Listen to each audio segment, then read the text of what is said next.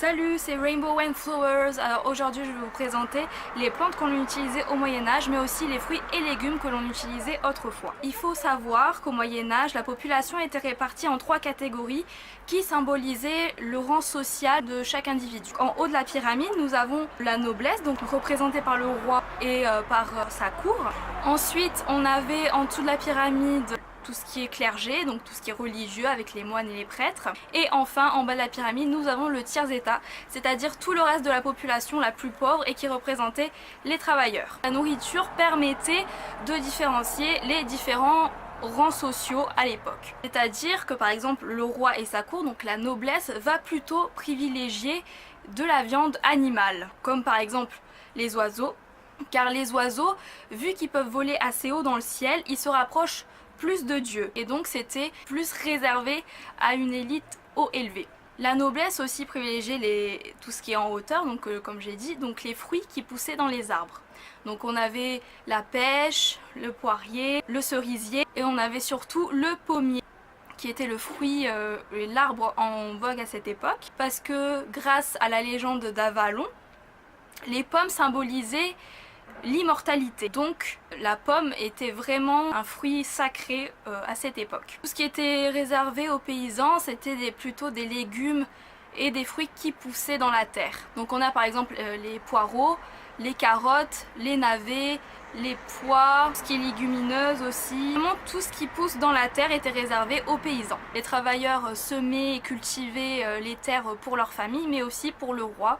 On y réservait du coup les fruits dans les arbres. Malgré cela, il y avait aussi des personnes qui cultivaient des herbes qui servaient en médecine, mais qu'on mettait aussi en cuisine. Donc je vais vous énoncer 4 herbes principales que l'on utilisait au Moyen-Âge. Donc la première, c'est l'angélique. Donc l'angélique, comme son nom l'indique, a des pouvoirs puissants, angéliques, donc c'est-à-dire guérisseur et de protection. À l'époque, on s'en servait d'amulettes contre les mauvais sorts. Les tiges et les graines d'angélique étaient aussi utilisées dans la cuisine pour rendre plus goûteux les plats. Et on faisait confire aussi les tiges que l'on pouvait manger aussi comme ça. Ensuite, la deuxième plante qui était le plus utilisée et qui est encore la majeure partie utilisée par toutes les sorcières du monde, et qui est pour moi la seule plante qu'on devait avoir, ça serait celle-ci, c'est la lavande. La lavande, on l'a cultivée autrefois pour ses odeurs, mais aussi en médecine, car son huile a en effet des propriétés antiseptiques et antibactériennes. Donc on l'a appliquée sur les coupures, sur les blessures, sur les infections, mais on pouvait s'en servir aussi contre les rhumes et contre les maux de tête. Et aussi l'odeur de la lavande permettait de dépasser une période de déprime, c'est-à-dire que quand les gens étaient déprimés, le simple fait de voir des plants de lavande ou de sentir la lavande permettait de les rendre plus heureux.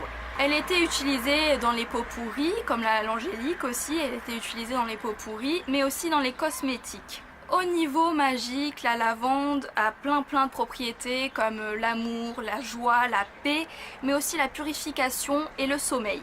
Vous pouvez aussi l'utiliser en infusion pour la digestion. Ensuite, bien évidemment, on va avoir la célèbre rose. La rose qui symbolise l'amour et les secrets. Elle était ajoutée aux salades cristallisées, fait en sirop, en confiture, mais aussi en vinaigre. L'eau de rose permettait, ajoutée aux sauces, de les rendre plus savoureuses. On pouvait aussi en mettre dans les plats pour les rendre plus goûteux, avec une petite dose, un arrière-goût sucré.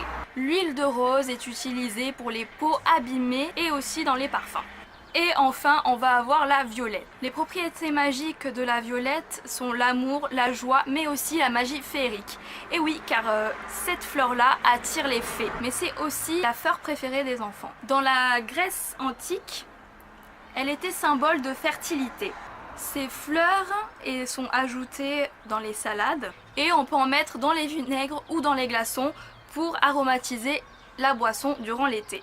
Bien évidemment, il y en aura plein d'autres, comme les herbes qu'on peut utiliser en cuisine, comme par exemple la molène, le fenouil, la menthe, le persil, le romarin, le thym, la sauge et la nette. Voilà, ça sera tout pour aujourd'hui. J'espère que cette vidéo vous aura plu, j'espère qu'elle vous aura servi, et je vous dis à bientôt pour une prochaine vidéo. Salut!